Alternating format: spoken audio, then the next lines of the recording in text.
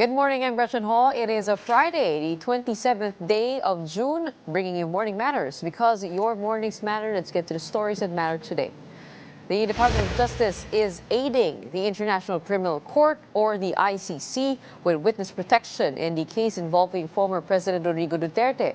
However, the DOJ maintains that this cooperation does not constitute a recognition of the ICC's jurisdiction over the Philippines. Tensions are escalating over Vice President Sara Duterte's looming impeachment trial, with House lawmakers now opposing the outright dismissal of the case. Members of the House of Representatives are arguing against any possibility of throwing out the complaint without a proper hearing. Are you more powerful than the Constitution? The bigger question is, ayaw nyo bang marinig yung gustong marinig ng taong bayan? And transport authorities are raising alarms over increasing fatal road accidents in Metro Manila. In response, the MMDA is considering infrastructure upgrades and a reduced speed limit of 30 kph in urban areas to curb the increasing fatalities. Welcome to our program, Morning Matters, where we talk about the issues you need to know for the rest of your day. Now, first on the agenda, Senator Coco Pimentel criticized the COMELEC's decision to reinstate Marcy Teodoro's candidacy, calling it a mockery of the Constitution. Teodoro, meanwhile, defended the ruling, saying any appeal must be based on a clear legal right. Here is the report.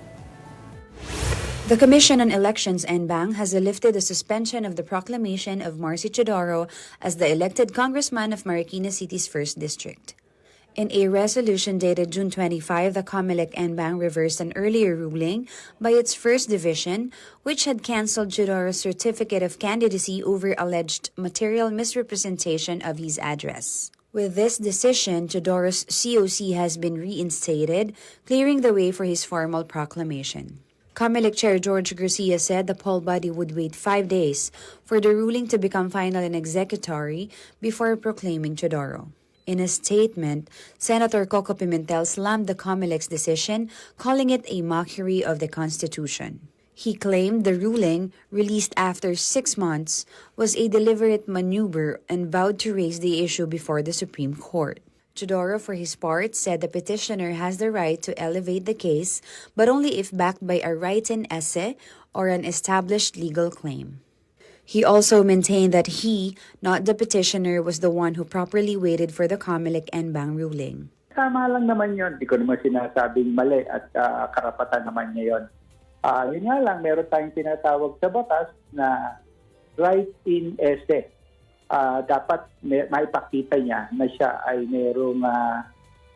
may exhibited an enforceable right. Ang totoo, kung tutusin, ako yung naghintay ng matagal at hindi totoo yung sinasabi ng petitioner, naririnig ko na sila naghintay ng matagal. Hindi. Ako naghintay ng matagal dito sa decision na to at buti na lang lumabas ng ganitong panahon na bago magsimula ang Kongreso.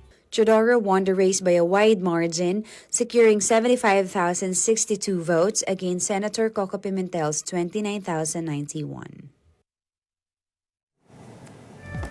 And to talk more about this development, we have COMELEC spokesperson Attorney Rex Laudianco. Good morning. Thank you so much for joining us again here on Morning Matters. Magandang umaga po, Gretchen, at magandang umaga po sa lahat ng tagapakinig. Attorney Rex, medyo maanghang po ang mga salita ni Senator Coco Pimentel regarding this decision. Ang sabi po niya, babasahin ko lang, this reversal is not just a legal setback. It is clearly a betrayal of the Constitution and the democratic process. It sets a dangerous precedent and opens the gates of electoral hell. And it took them 6 months to cook. Ano po ang inyong reaksyon dyan? Ginagalang naman po natin ang pahayag ni Senator Pimentel dito, pero kung makikita po natin talaga, kaya rin po siguro inabot ng ganong katagal, talagang nag-deliberate po ang bawat isang miyembro ng COMELEC patungkol dito. At kung mapapansin nyo nga po, nabanggit din ni Chairman Garcia, kasi yung unang ruling po ng division dito ay naganap pa nung meron pang nauna na commissioner at napalitan na po sila dahil sa pagretiro at syempre naman po kinakailangan din makisali sa deliberation ng mga bagong commissioners at kung makikita nyo naman po na ilatag naman din sa desisyon yung mga naging basihan kung bakit ni-reverse ang ruling ng First Division. And by the way, ang boto po dito ay 4 in favor, wala pong nag-dissent at ngunit 3 po ang hindi nag-participate kasama po si Chairman Garcia dahil meron po siyang previous professional relations sa magkabilang panig. Paano nyo po na-settle, para lang din malinaw po, no? Paano nyo po na-settle itong residency issue ni former Mayor Marcy Teodoro? Dahil una po sa lahat, hindi maitatanggi na si Mayor Teodoro po ay multi-term mayor ng buong Marikina City, 1st and 2nd District. At malinaw din naman po sa records na ipinanganak siya dun sa distrito kung saan siya tumatakbo po muli bilang congressman. Nagkataon lang po na lumipat siya para tumakbo sa kabila, ngunit na-establish niya pong muli sa pamamagitan ng kanyang pagpaparehistro, sa pamamagitan ng mga ilang ebidensya pa na ilatag, na siya naman talaga ito toong nakatira na doon sa distrito na kung saan siya tumatakbo ngayon. At sabi nga po ni Chairman Garcia, pagdating naman po talaga sa requirement ng batas, pati na rin ng saligang batas, kung bakit kinakailangan yung residency requirement. Kung maalala nyo po, may residency requirement talaga yan po ang dahilan po dyan para hindi isang estranghero, hindi isang stranger ang mahalal doon. At masasabi po natin na hindi stranger si Mr. Teodoro dahil doon nga po naging multi-term mayor siya ng buong Marikina City kasama na ang 1st at 2nd districts. Siguro ho yung tanong naman po ay hindi naman sa kung hindi siya kilala ng mga tao doon, ano? Kasi malinaw naman po na mayor po si Marcy Teodoro ng Marikina. Pero I guess the question is, the accusation here is that he only started living in the 1st district a few weeks before the start of the COC filing period. At matagal daw siyang nakatira sa Barangay Tumana dahil nga po doon nga siya dapat tatakbo, pero nung nakita raw niya the odds were stacked against him, siya ay lumipat dito sa 1st District. Paano po na-settle yun at na-prove ni Mayor Marcy? Opo, iyan nga po yung aligasyon. Ngunit dun po sa paglalatag ng desisyon ng Comelec Bank, na ipakita rin po na kinulang naman din sa ebidensya yung pong mga kumukontra dun sa pahayag at laban dun sa mga ebidensya rin na ilatag ni Mayor Teodoro. Una na sa lahat, yung kanilang basehan po, yung mga testimonya ng mga nakatira doon na hindi naman po kalapitan talaga at hindi naman direktang nakakaalam, nakakakilala kay Mayor Teodoro. Ikalawa na rin po siguro ang pinagbasihan po nila yung mga naunang driver's license at iba pang dokumento na talaga naman pong pwedeng mapalitan at pwede naman pong mailipat. Ang pinaka-importante po kasi dito, nung siya po ay nag-file ng kanyang registration, napatunayan niya sa pamamagitan ng utility, sa pamamagitan ng iba pang ebidensya na siya talaga ay nakatira dun sa bahay kung saan niya kiniklaim na residente siya. Hindi naman po din na-kontra yung mga ebidensya na yan. Pangalawa po, yung base po pinagbasihan din po kasi nung kaso, kung tama po ang pagkakaalala ko, ay yung mga ilang kaso nung nakaraan. Hindi naman din po tama na permanente na yan dahil ang tandaan po natin, meron po tayong tinatawag na domicile of origin, meron po tayong tinatawag na domicile of choice. At sa pagkakataon po ito, napatunayan ni Mayor Teodoro na nanaig yung kanyang domicile of choice nang siya ay lumipat na muli ng kanyang residence. So ang kanyang domicile of choice ay sa 1st District at ang domicile of origin sa 2nd?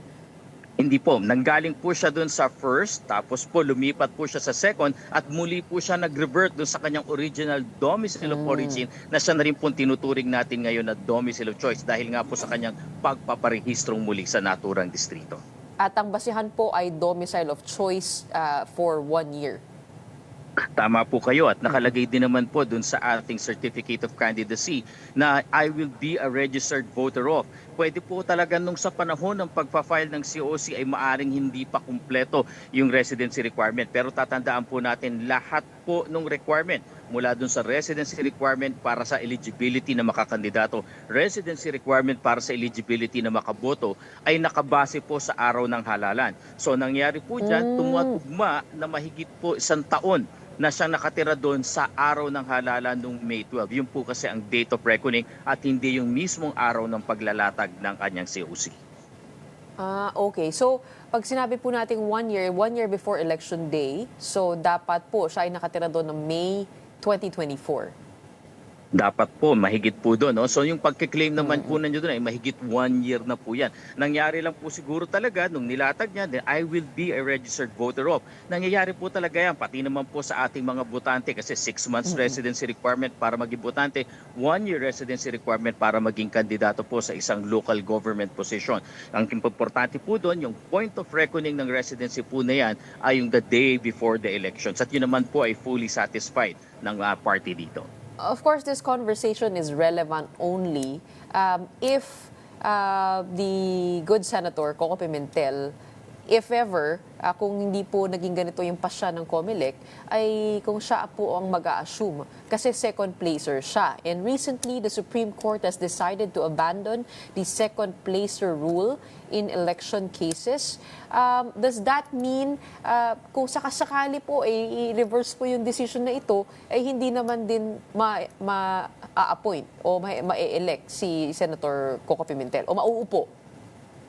Dalawang bagay po muna siguro bago ko sagutin, Ma'am Gretchen. Una po sa lahat, yung decision po ng kataas-taasang hukuman ay nais din pong mag-file ng motion for reconsideration ng COMELEC. Hindi para kontrahin, kundi para bigyan linaw yung ilang bagay. So ito po yung lumalabas, hindi pa rin final at executory. Tinihinday po namin na magkaroon ng finality rin ito. At ikalawa, yung decision din po pinag-uusapan natin dito sa case ni Senator Pimentel at ni Mayor Chodoro ay hindi pa rin naman po final and executory. May 5 araw po talaga para umakyat pa sa kataas-taasang hukuman si Senator Pimentel at dyan po, dahil dyan, hindi pa naman po ito final and executory. At yes po, kung sakali man magiging final na ang desisyon ng ating kataas-tasang hukuman, ganun po talaga ang bagong doktrina. Hindi na po makakaupo yung second placer kung hindi po talaga mangyari yan, magkakaroon ng vacancy doon sa posisyon. And every death in Asia in the Pacific is low. Parang meron po yatang nagsalita, no? Pero okay, so if ever po ay mag-a-apply po 'yon, yung hindi na maaaring umaupo si Senator Coco kung sakasakaling maging final and executory. But from your end, what are you getting from the Supreme Court? Kanino po mag-a-apply yung yung void second placer rule? Opo, tandaan din po natin na dun sa doktrina po na bago na yun na inabandona yung second placer rule ay naganap sa kaso ng isang local government position na meron po dun sa ating local government code na succession na pagka po naging bakante, naging permanently vacant, hindi naka-assume o katulad po nito na na-disqualify, aakyat either yung vice mayor, yung vice governor, yung first councilor, and so on and so forth. Ngunit pagdating sa mga posisyon na walang succession, tulad po ng sa senador, tulad po ng sa member of the House of Representatives, wala pong succession dyan. So ano po ang mangyayari pag na-declare na permanent vacant? Maari po talaga yung special elections. At ito po yung nais idulog ng COMELEC. Hihingi po kami ng paglilinaw sa ating Supreme Court na kung yun ba talaga ang kasama sa doktrina. Pero yun nga po ang sinasabi natin, kung sakali man po na maging final at executory, hindi po nagsusukat, kumbaga po hindi eksaktong yung desisyon do sa mga Dodato versus COMELEC dito po sa kasong pinag-uusapan natin. Special elections for referring to the House of Representatives, is that correct? Tama po kayo dahil nga po kung mananaig ang desisyon at kung bibigyan linaw na ng Supreme Court na talagang wala ng second placer rule kahit pa sa senator, kahit pa sa congressman at ang pamamaraan lang po para may manalo dyan, magkaroon ng special elections po talaga specifically for the position na naging bakante po. Okay. Dito nga po sa cancellation ng registration ng Duterte Youth, ano pong inaantay po natin, no, para maiproklama yung mga susunod na, yung papalit po dun sa 3 seats nila? Sino po yung maaari, no? Kung sakasakaling ito po ay maging final and executory rin, yung cancellation ng kanilang rehistro, sino po ang maaaring umakyat dun sa congressional seats? Tama po kayo. Doon sa una po na hindi pa naman din po final and executory decision po doon sa Duterte Youth dahil ito po ay naka-motion for reconsideration din. At anumang araw po ay lalabas na yung decision din ng COMELEC and Bank. Kung sakali man po dumating sa punto, hypothetically na talagang kakansilahin na kahit ng COMELEC and Bank yung kanilang registration, hindi po natin masabi kung saan pupunta ito. Maari po kasing dalawa ang kapuntahan nito. Yung mga nakatanggap na ng seats ay maaring madagdagan ng base sa recomputation po dahil tandaan po natin via computation using the Carpio formula po yung ating party list system of representation. Or pwede rin naman po manggaling dun sa mga hindi pa napoproklama na makakuha. Hindi pa po kami umaabot sa puntong yan na nagko-compute dahil nga po pending pa naman ang kasong ito at hindi pa naman po ito executory. Isa po kasi sa mga nag-aapila yung Gabriela, no? Sila po ay may posibilidad na makakuha ng pwesto? Sa ngayon po, hindi pa po namin masabi yan dahil nga po gaya ng nabanggit ko, hindi pa naman po nagko-compute muli ang COMELEC dahil hindi pa naman final and executory decision po sa ating Duterte. And in fact, subject pa nga po ito sa decision ng Commission and Bank. Hindi pa po namin alam kung ano po ang kahihinatnan ng motion for reconsideration ng Duterte. Okay, puntahan po natin yung kaso ng Duterte Youth, no? Ang issue po sa kanila is that they were not able to publish in two national newspapers and also to hold hearings na according po sa ating batas kailangan bago magkaroon ng accreditation. Tama po ba?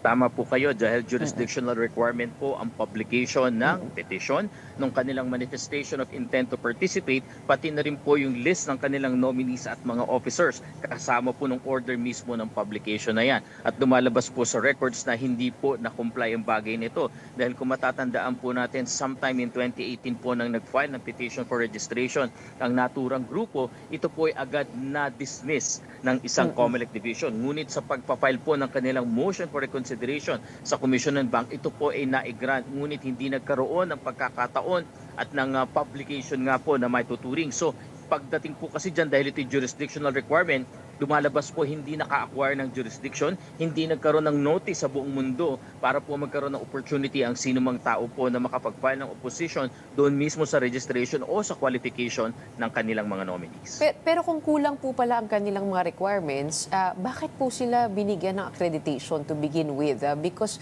meron po, actually si Commissioner Ray Bulay, nag-dissent po siya dito, na sinabi po niya na ito ay responsibilidad ng COMELEC na i-check kung kompleto ang requirements pero nabigyan ng accreditation. Hindi po ba may responsibilidad din ng COMELEC dito? Opo, hindi na po kasi ayaw na po natin na sabihan pa o hanapan ng pagkakamali yung mga naunang administration ng COMELEC. Malinaw din naman po sa records na talagang walang publication at nilinaw din po dun sa desisyon ng majority dito sa division, sa second division, na yung requirement po ng publication ay hindi lamang naaatas sa COMELEC, kundi talagang ito ay naaatas na i-comply at alam po dapat ito ng lahat ng party list na nagpaparehistro na merong requirement sa kanila na magkaroon ng publication. So whether or not inuutos, dapat po sila mismo ang gagampan sa responsibilidad na ito nang sa gayon maging tama ang kanilang registration. And at the same time po, ito naman po tingin ko kasama sa kanilang apela dun sa kanilang motion for reconsideration. So hihintayin po natin anuman po ang magiging desisyon ng buong Commission and Bank sa bagay na ito. Kasi kung iisipin po natin sa konteksto ng isang korporasyon, kapag ikaw ay nag-apply sa HR ng trabaho at sinabi at tinanggap yung application mo, tapos years later sasabihin, ay kulang ka pala ng requirements. Hindi ba parang responsibilidad din naman ng HR na siguraduhin na kompleto yung papeles bago ka payagan, no? Manungkulan. Naku, tama po yan. Tama po, meron nga pong bagay na ganyan. Pero tatandaan po natin sa bagay na ito hindi naman po makakapigil dun sa mismong korporasyon. Kung makita na talagang hindi kwalipikado yung nabigyan ng unang pagkakataon na makapasok, pwedeng bawiin yung kanilang pagkaka-entra dun sa bagay na yan. At sinasabi nga po malinaw sa linya ng mga desisyon ng Supreme Court, itong registration na binibigay ng COMELEC ay hindi ito entitlement, hindi ito buong-buong right na hindi na mababawi sa iyo. In fact, ito ay parang prangkisa. Para daw po itong privilege na ibinibigay na kung sakaling mapapatunayan na hindi ka pala dapat nabigyan ng registration nung unang-una pa lang, dapat talagang mabawi ito sa iyo. Hindi pwedeng papahayaan na lang na magtuloy-tuloy yung hindi kwalipikado na makakuha ng registration dahil lamang sa isang pagkakamali na nabigyan sila. Hindi po ito parang isang vested right na hindi nabawiin. Ito po isang pribilehyo lamang. Okay, abangan natin ang final na executory na desisyon po dyan. Pero sa June 30, ang COMELEC it will be on its final day of jurisdiction over the elections. Ano po pa pong aasahan po natin? Tama po, doon sa mga naiproklama po ng mga kandidato ay magtatapos po lalong-lalo na doon sa may hawak po ng sa House of Representatives dahil sila po ay ma-under na sa House of Representatives Electoral Tribunal at sa mga senador po ay sa Senate Electoral Tribunal. Pero pagdating po sa mga posisyon na panglalawigan at pagdating sa posisyon ng mga pangsyudad, ito po ay nananatili sa COMELEC. Ngunit tatandaan po natin kasi merong tatlong requirement para mawala ang jurisdiction sa COMELEC. Unang-una po dyan yung proclamation. So doon po sa mga hindi na po proklama, hindi po sila makapag-oath of office at hindi rin po makapag-assume. Pero po doon sa naproklama na ng COMELEC, wala na pong balakid kung sila man ay mag-oath at sila man po ay makapag-assume ng office. At tuluyan na nga pong mawala ang jurisdiction ng COMELEC insofar as the members of the House of Representatives at sa ating pong Senado. Ihahabol ko lang po si Mayor Duterte, siya po ay, may word na po ba tayo kung paano mangyayari ang kanyang oath? Wala. Pagdating po kasi sa puntong yan, wala pong jurisdiction ng COMELEC. Ang sa amin po ay hanggang proklamasyon lamang ng nanalong kandidato. Pagdating po sa oath of office at sa assumption of office, wala na po ito sa jurisdiction ng COMELEC. All right, thank you very much for the updates. That was COMELEC spokesperson attorney Rex Laudianco joining us on the line. Maraming salamat. Don't go away. We'll be back with more stories right after the break.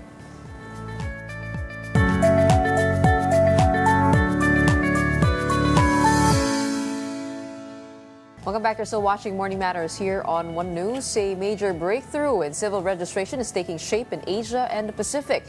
At a high-level UN conference in Bangkok, countries, including the Philippines, have pledged to ensure that every birth is registered and every death recorded by 2030.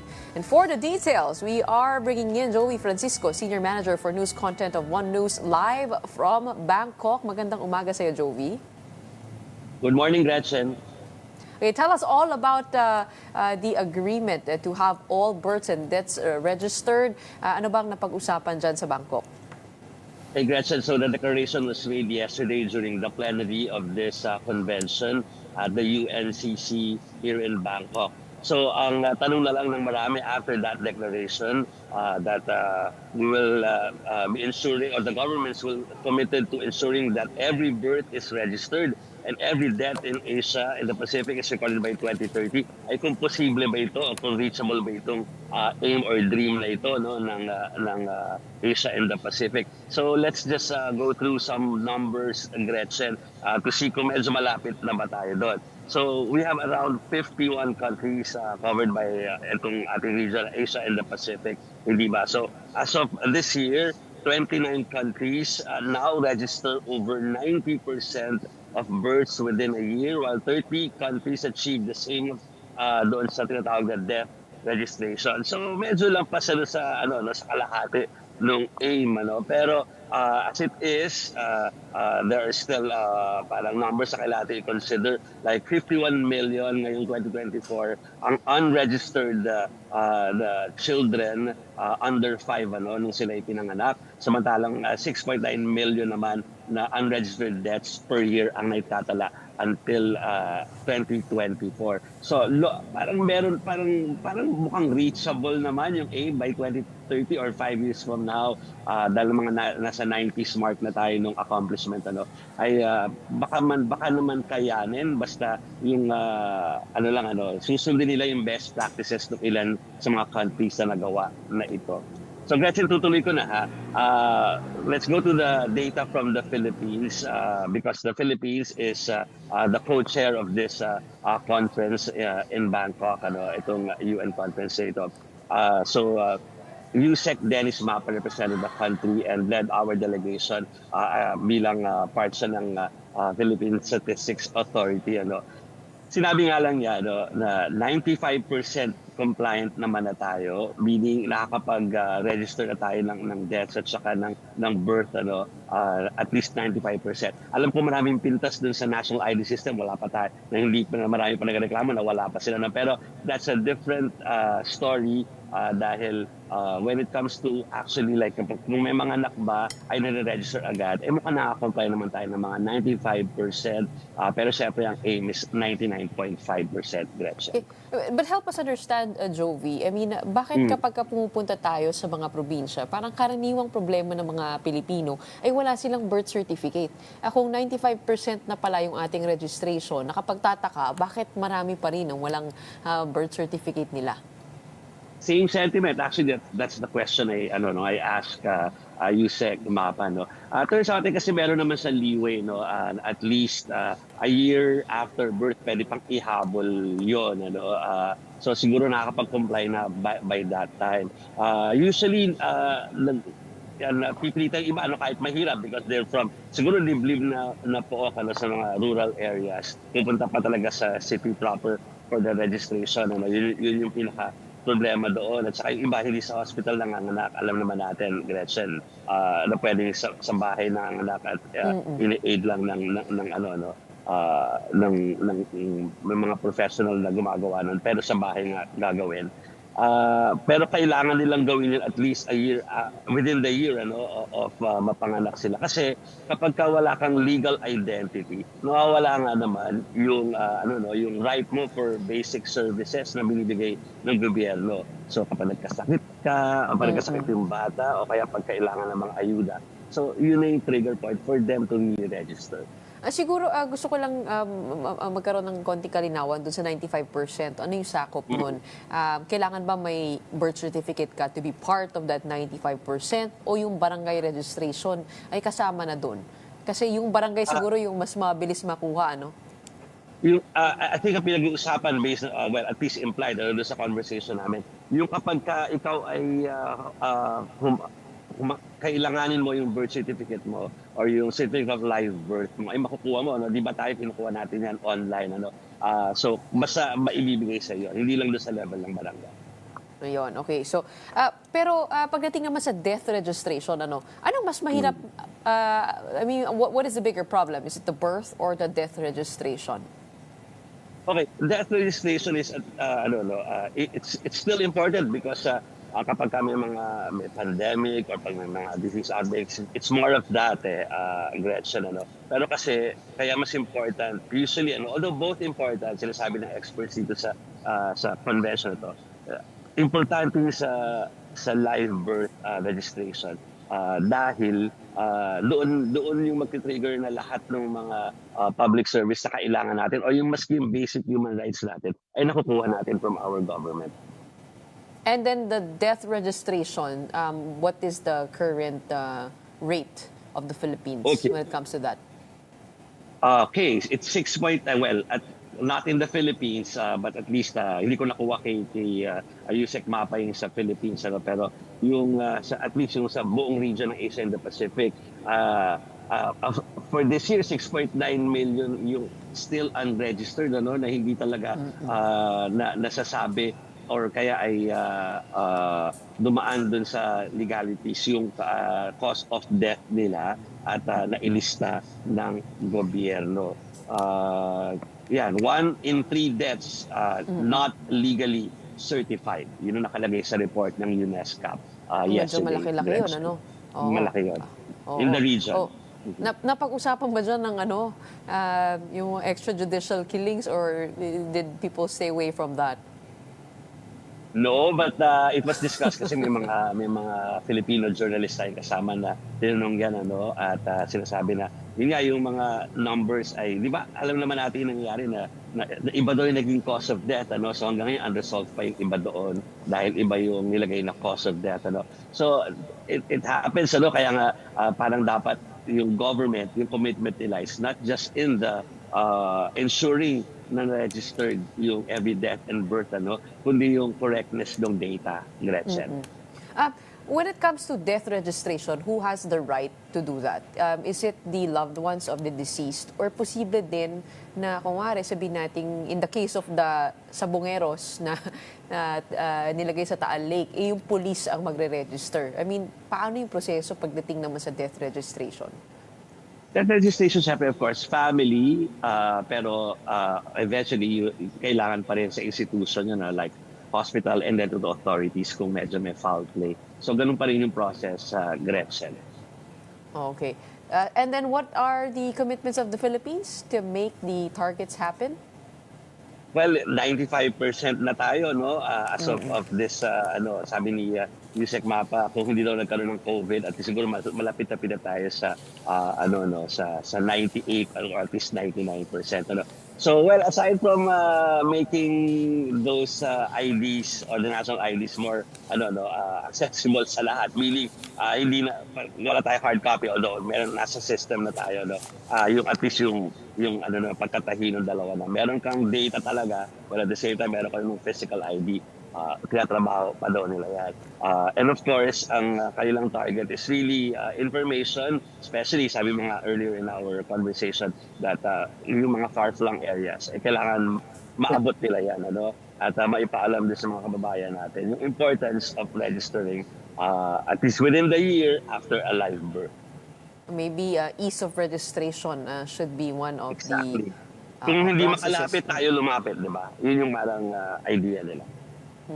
All right, we hope we do reach our targets. But in the meantime, enjoy ka dyan. Padalan mo kami ng sampalok pagbalik mo. Akala ko mango sticky rice, Gretchen eh. Mahirap yata iuwi yun, pero yes, sampalok madaling uwi. Okay, maraming salamat. We have Joby Francisco reporting to us live from Bangkok.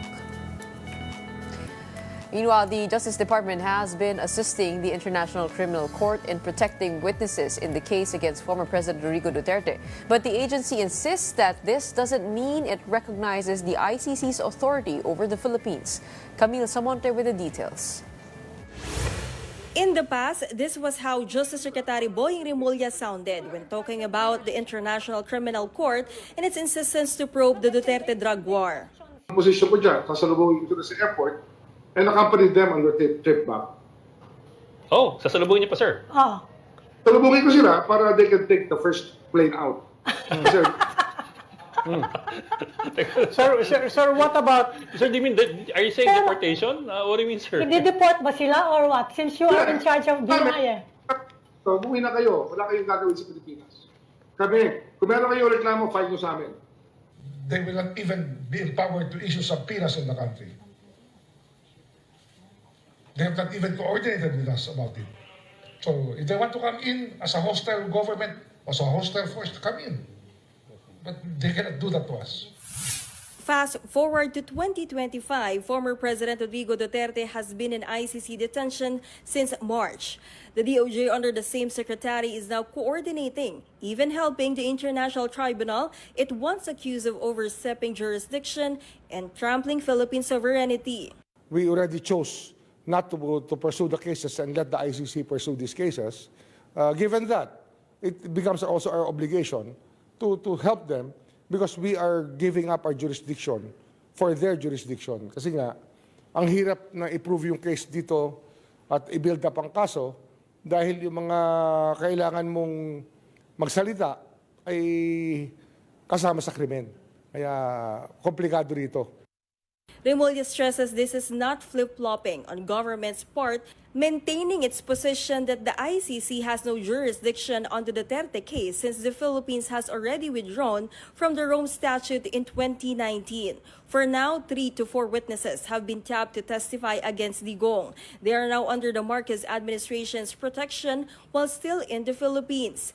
The DOJ has offered to fly them to The Hague when it comes time to face the ICC and recount what they know about Digong's war on drugs and the alleged abuses that went with it. But the Justice Department says it will not shoulder the travel expenses of these witnesses. We will protect the witnesses, whatever it takes, because the prosecution will rely on these witnesses. Walang official communication. Basta ito, dumating, we chanced upon this na lang, nung nakiusap, sabi ko, sige, pagbigyan. Alangan naman tayo pa humarang. Mahalaga, yung testigo, makarating na maayos ang kanyang testimonya para malaman natin kung ano talaga ang nangyari sa mga panahon na yun. However, the DOJ calls it coordination or cooperation. Is this an indication of a new path for the parties? In short, could this mean the Philippines will rejoin the ICC? That is another decision that we will have to make as a country. It does not mean that, but it just means that we recognize the international tribunal in charge of the case. Kasi doon nga natin dinala si Pangulong Duterte, former President Duterte. So, yun lang yun. For News 5, Camille Samonte, We Are One News. Stay tuned. Morning Matters will be back after a short break.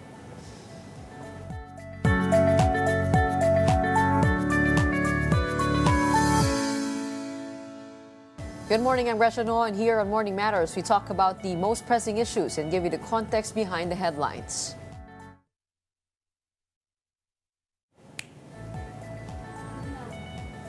Around 20 more Filipinos from Israel are expected to arrive in Manila this weekend.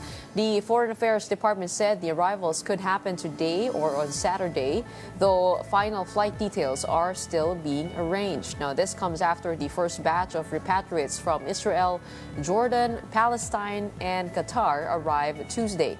A separate group from Iran is expected by Friday. Now, despite rising tensions, only about 150 of the estimated 30,000 Filipino workers in Israel have opted for voluntary repatriation.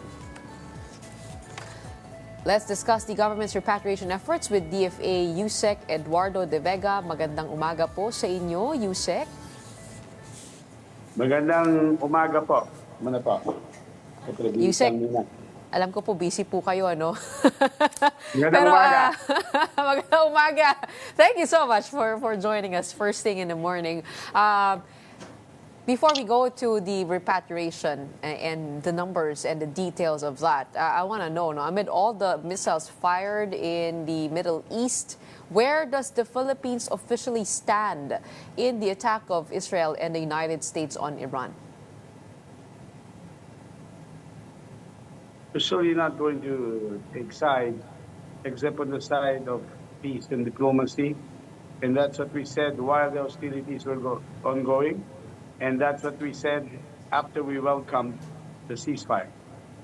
So we're not going to say that the U.S. or Iranians have our support in their attack. Know that Iran should be supported in launching missiles against Israel, because we always call for peace. However, yes, as a member of the International Committee of Nations, Iran has a responsibility to follow the program or the restrictions set by the International Atomic Energy Agency in Vienna. So we just welcome the latest developments. So far, the ceasefire is holding, according to our ambassadors in the region. From your point of view, were there clear violations by Iran on the regulations on the nuclear, I guess, the nuclear developments on their end? Well, the last time that they allowed inspectors was May. So perhaps we have to see again. We need to hear the IAEA's pronouncements to see if there's something to do.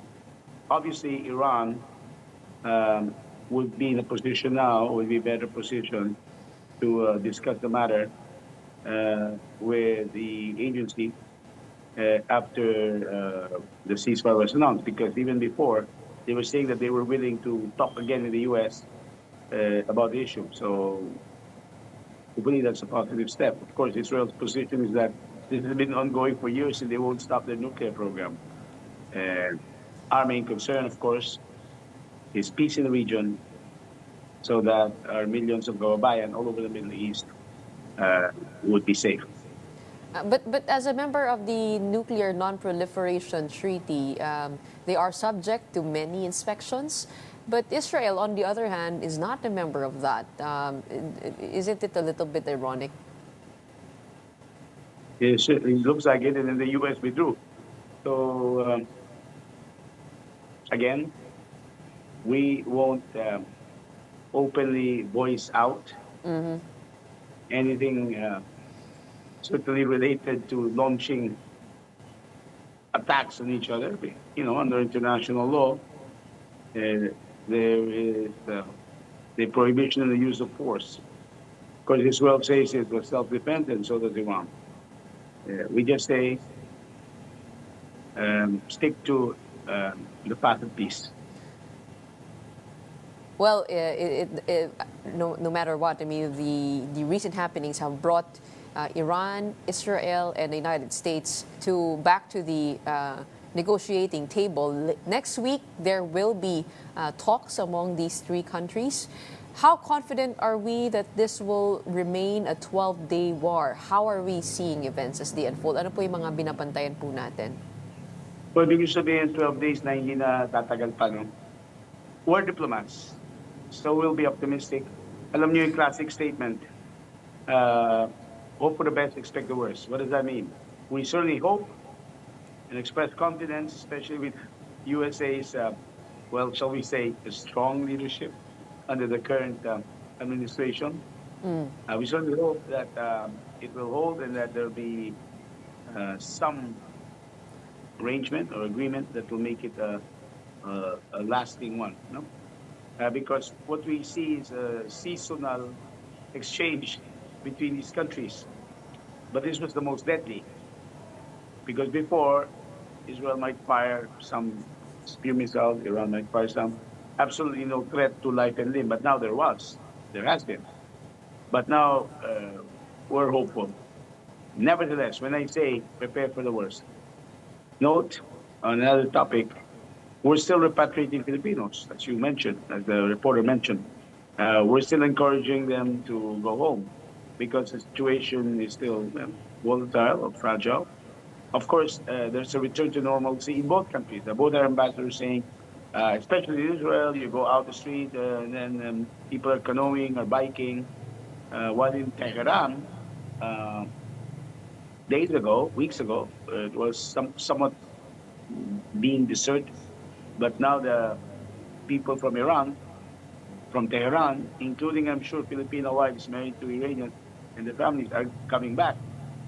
And so there's a return to normalcy. Nevertheless, we'd still like to encourage Filipinos to go home. After all, there are integration programs in the Philippines. They are given financial assistance and so forth. No, we will study the recommendation to lower the alert level back to, in Israel at least, to alert level 2, meaning no voluntary repatriation. Pero may I explain? It doesn't mean pag wala ng formal announcement na please come home. It doesn't mean pag may humingi na ng tulong para umuwi, wag na. No. It's a standard. Filipinos in the Middle East, for example, who want to be repatriated are assisted. And it's not, as you know, it's not always because there's a threat of war or they feel insecure. In most cases, it's because they escape from their amo, at least in other countries, no, outside of Israel and Iran. So, tuloy yun. Kung sinong gusto umuwi, kaya may alert level of what, makakauwi. Tutulungan umuwi. So, yun ang bottom line.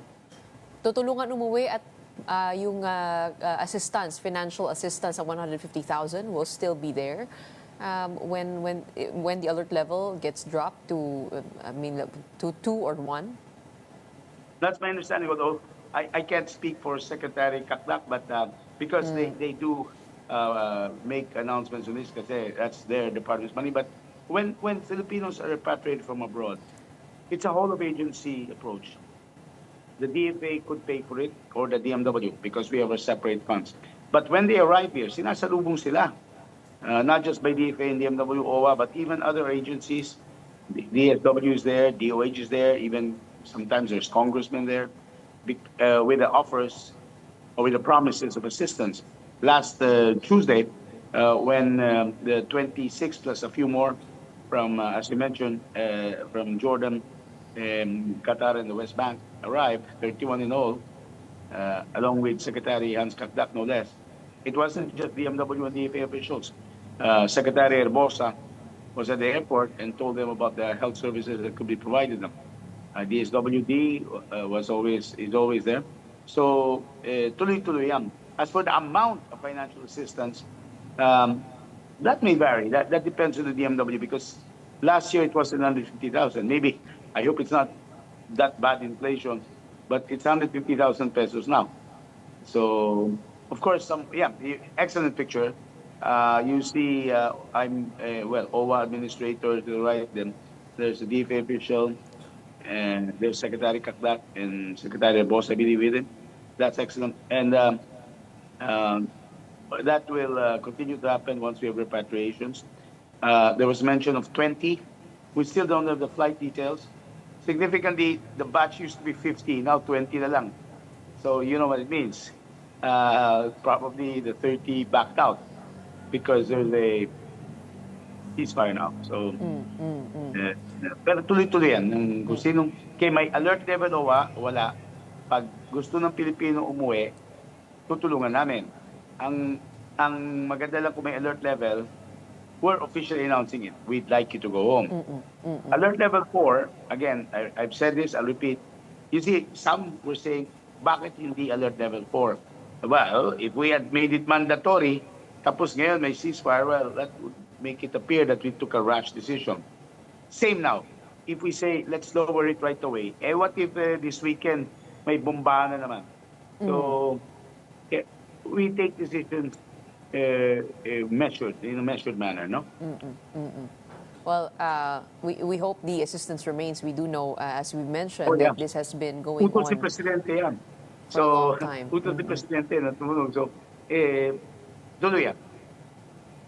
The Philippine Center for Islam and Democracy has urged the government to call for an immediate cessation of the conflict between Israel and Iran, citing that this puts at risk about 2 million OFWs, not just in Iran, but it's in neighboring states. Help us understand, no? Paano po dikit-dikit yung ano? Kung sakasakaling the problem gets worse, hopefully it does not. But gaano kalaki yung epekto, no, sa mga Pinoy sa Middle East?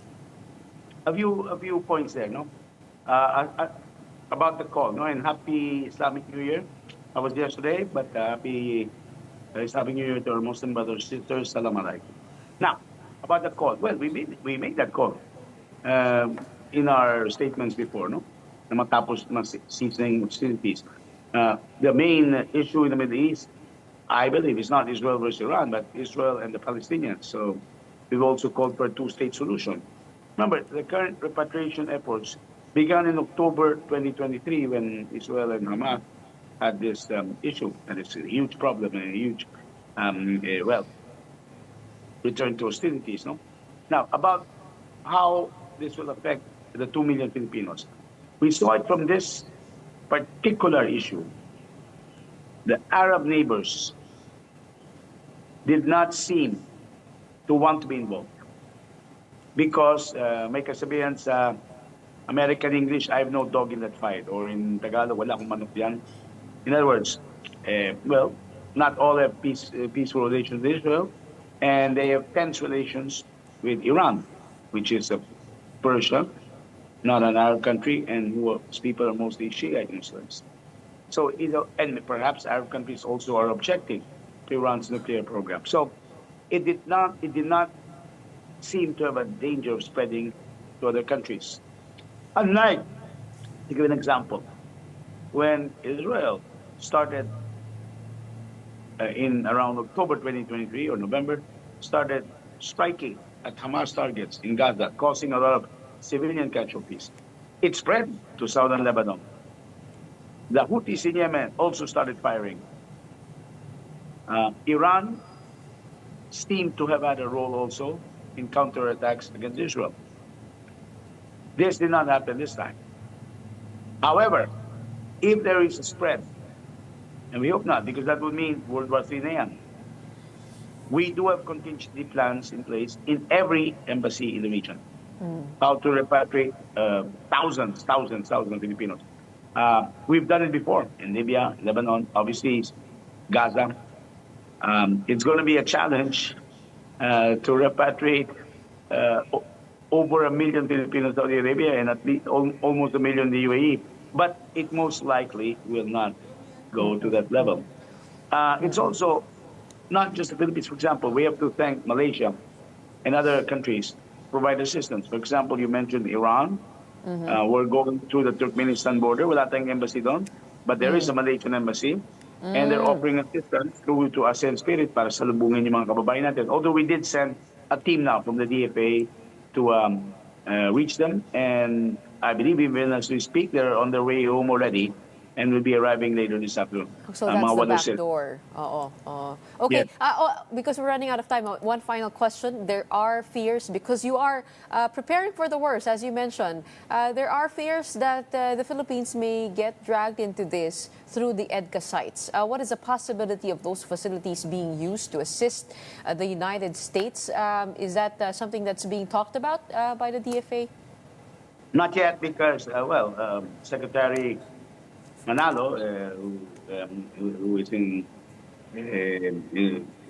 still the secretary until the new secretary takes over next week, was mentioning yesterday that in his talks with Secretary Rubio of the U.S., this is not mentioned. We talked about the ironclad commitment between both countries. We may be a bit far for the EDCA sites to be used in the Middle East. U.S. has assets in the region. For example, Iran attacked the U.S. base in Qatar.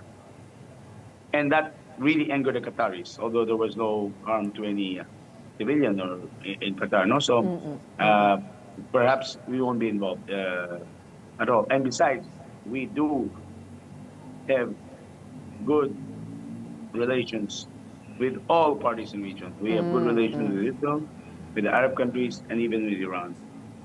Something that most countries, including the United States, cannot necessarily claim.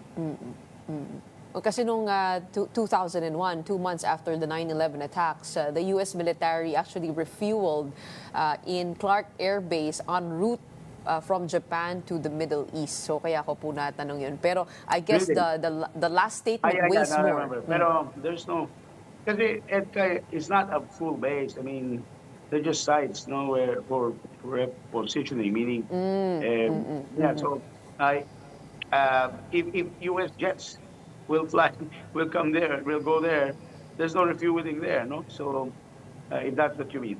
Besides, why are we talking, Ms. Gretchen, of well, I know the media. Why are we talking about war? I'm No, a because we diplomat. want to We're be talking prepared. about peace. We We're have to talking be about prepared. peace. Yeah. Okay, let's talk You about talk to peace. DND, kung ganyan. Yes, agree And by the way, with you. any country has that twin approach. There's the good cop, bad cop. So I don't know how you'd call it. You have to defend yourself militarily. So there you have Secretary Giboy, the AFP. And then there's diplomacy. So there's the DFA. So you're asking me about war. Let's talk peace. Yeah. Okay, and that's why we have just to balance our diplomatic perfect. stance, not to keep those relations with Look, Iran, we with just Israel, had good and the news. United States. Yeah, nagkaroon ng ceasefire. There's good. That's good news. So if we keep talking the winds of war, parang I don't know, osmosis or something. Parang if everybody in the world was talking about that, it's like we're urging the Israelis and the Iranians to go back to firing at each other. No, we won't. But have we taken a definitive stance on the nuclear arsenal of Iran? Have we denounced it, or have we made an official statement about that? Because there are arguments that what happened could actually spur them to develop these technologies further. Lalo na yung sinabi po ni Ayatollah, most sites are still in place and Iran is going to continue on its nuclear program.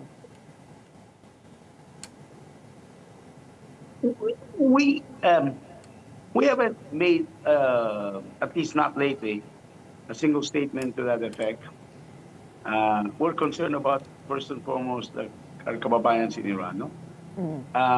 But, of course, we're a member of the international community. So we support what the international community is saying, including you and Secretary General. Now, as for what you said that Ayatollah mentioned, that's not a surprise, of course. The Iranians will not suddenly come. You cannot expect them to lose face and say, oh, well, okay, we were bombed. Yeah, we surrender, we lose. No, they will say those things. But the U.S. and Israel have said that they have crippled, or even U.S. has even used, I think, the word obliterated Iran's capability. We'll see, because no doubt they're inclined to try again. But at least for now, I would believe I would believe it when they say that the threat of Iran developing a nuclear bomb has been diminished. What we worry about, what we could worry about, is if this is just again now and then after several months we have to do it again. The U.S. will do it again. Hopefully not. So let's just aside from that, we go back to the talk about the welfare of our kababayans. No Filipino has been injured in Iran. There is one injury in Israel. Very critical, this lady, and yet she's surviving. That's a Filipino resilience. We thank Israel. They're paying. I'm sure it's not cheap, the medical treatment, and they're paying for it. So thank you, Israel. So Keep up the good ganun work po. We'll when it wait comes to our balikbayans. for the statement. We don't want to anger Yes. any country by making That's true. statements that might be misinterpreted. Thank you. Okay. I want to shift the topic over to the former president. Of course, he is in The Hague, and there are questions over whether he will be allowed to take his oath, mayoral oath, to be proclaimed. Are there developments on that end? As my secretary would say, this is for the DOJ. I must say, though, the DFA role in this, when he was brought there, I myself told our ambassador that he's still a Filipino citizen, so he's entitled to assistance if required. And what happened was the families went there, and they just went there in the height of winter, so we had to give them winter clothes. We even helped in securing immediate visas so that is Philippine lawyers. But could he take his oath before the ambassador? If he's allowed, yes, he can take his oath. The ambassador is how do you say, it's authorized under the administrative code to solemnize oaths. Of course, the consul as well. We'll have to see what the ICC agrees. And we're not a member of the ICC anymore. These lawyers will have to argue this. We'll follow whatever is decided, because we're certainly, if you mean, is the ambassador going to go to the cell and administer the oath there? No, because there's a legal theory that it's only within the premises of the chancery, the embassy itself, where our consular and diplomatic officials have that authority under international law to solemnize oath. So he'll have to be brought to the embassy. The thing is, will the ICC allow it? You never know. They might. They might. So, and we're not going to refuse it, because if he asks, a Filipino citizen, I was brought here, I just want to have this oath solemnized. My oath of office. I guess we'll know. I don't think we will refuse. Alright. He won. Tama po kayo. Hmm. Okay, maraming Bye-bye. salamat I have po. to go back. I have to, every second spent, even on charming interviewers like yourself, is a second taken away where we could actually work to help our kababayan. So media, if I say no maraming sometimes, salamat please po. understand. Bye-bye. We understand. Bye-bye. Thank you very much Have a for good your morning time and happy today, Friday. for your precious time. We have DFA USEC Eduardo de Vega giving us the latest from the Middle East. And that wraps up today's episode of Morning Matters. We hope we've given you the right start to your morning. Let's go ahead and make the day matter. My name is Gretchen Ho. We are One News, all sides, all the time. Happy weekend.